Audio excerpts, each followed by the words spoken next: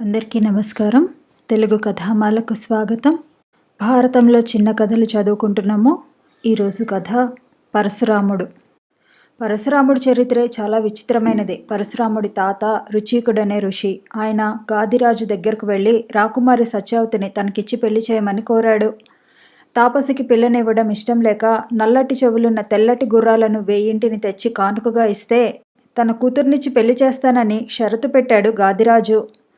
ఋషికుడు ఇంద్రుణ్ణి ప్రసన్నం చేసుకుని అశ్వసహస్రాన్ని సాధించి తెచ్చి సత్యవతిని పెళ్లి చేసుకున్నాడు. తర్వాత ఒకసారి గాదిరాజు దంపతులు పుత్ర సంతానం కోసం ఏమేమి పూజలు చేయాలో చెప్పమని రుచీకుణ్ణి అర్థించారు.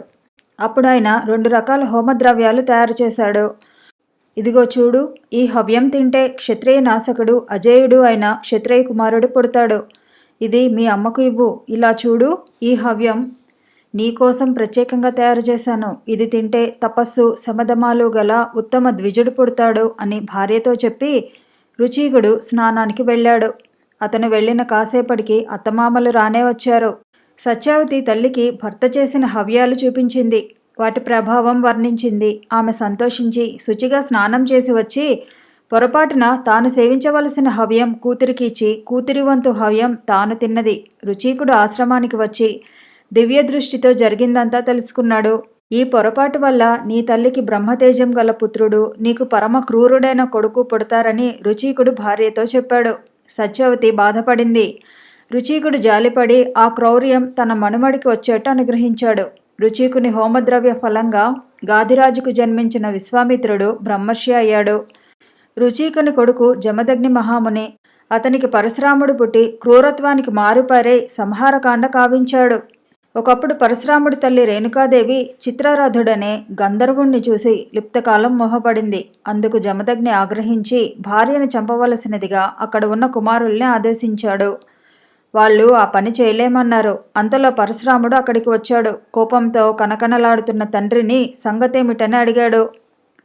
తండ్రి ఆజ్ఞ ప్రకారం తల్లిని సోదరుల్ని పరశువుతో నరికి చంపాడు. ఆ తర్వాత శాంతించిన తండ్రి అనుగ్రహంతో మళ్ళీ వారందరినీ బ్రతికించుకున్నాడు.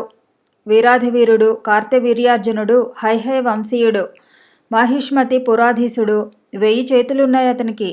అగ్నిదేవుడు వెళ్ళి అడిగితే గిరులు, నగరాలు, అరణ్యాలు, గ్రామాలు, కొండల కింది కుగ్రామాలు ఆహారంగా ఇచ్చాడాయనకు. అవన్నీ దహిస్తూ ఒకనాడు వశిష్ఠుడు లేని సమయంలో ఆయన ఆశ్రమం ఉన్న అరణ్యాన్ని దహించసాగాడు అగ్నిదేవుడు. ఆ అగ్నిని రక్షిస్తూ కాపలా కాస్తున్నాడు కార్తవీర్యుడు.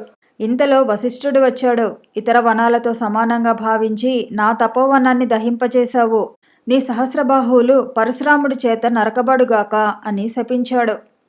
ఒకనాడు పరశురాముడు లేని సమయంలో కార్తవీర్యార్జునుడు జమదగ్ని ఆశ్రమానికి వచ్చాడు. తన వద్దనున్న కామధేనువు దయతో రాచపరివారానికి షడ్రసోపేతంగా విందు చేశాడు మహర్షి. రాజు ఆ గోవును తనకిమ్మన్నాడు. మహర్షి కాదనేసరికి బలప్రయోగంతో కార్తవీర్యార్జునుడు ధేనువును మహేష్పతిపురానికి తీసుకువెళ్ళాడు. పరశురాముడికి సంగతి తెలిసింది. కోపోద్రిక్తుడే కార్తవీర్యార్జునుడి మీద దండెత్తి వెళ్ళి అతని 1000 చేతులు ఖండించి శిరచ్ఛేదం చేశాడు. అందుకు ఆగ్రహోదగ్రులైన కార్తవీర్యుడి కొడుకులు 10,000 మంది పరశురాముడు లేనప్పుడు దండెత్తి వచ్చి జమదగ్నిని చంపి పగ తీర్చుకున్నారు. పరశురాముడు రాగానే జరిగిందంతా చెప్పి భోరున ఏడ్చింది తల్లి రేణుకాదేవి. పరశురాముడు మాట్లాడలేదు. గొడ్డలి చేత పట్టుకున్నాడు. ఆమడ దూరానికో అడుగు వేస్తూ కదలి వెళ్ళాడు. మాహిష్మతిపురం ఒక్కటే కాకుండా మారుమూల ఉన్న పల్లెలతో సహా వెతికి గర్భాలలో ఉన్న పిండాలతో సహా క్షత్రియులందరినీ నాశనం చేశాడు. తరువాత అశ్వమేధ యాగం చేసి భూమినంతటిని కాశ్యప మహర్షికి దక్షిణగా ఇచ్చాడు. అప్పటి నుంచి భూమికి కాశ్యపి అనే పేరు వచ్చింది. భూమిని నాకిచ్చేశావు, ఇంక దీని మీద హక్కు లేదు నీకు. దక్షిణ సముద్ర తీరానికి వెళ్ళు అన్నాడు కశ్యపుడు. పొరపాటుని తప్పించుకున్న రాజవంశపు మొలకలు ఏమైనా మిగిలితే వాటిని రక్షించవచ్చునన్న ఉద్దేశంతో ఆయన అలా ఆదేశించాడు. సరేనన్నాడు పరశురాముడు. అతనికి భయపడి దక్షిణ సముద్రం చీలి చాటంత ప్రదేశాన్ని ఆయనకు సమర్పించింది.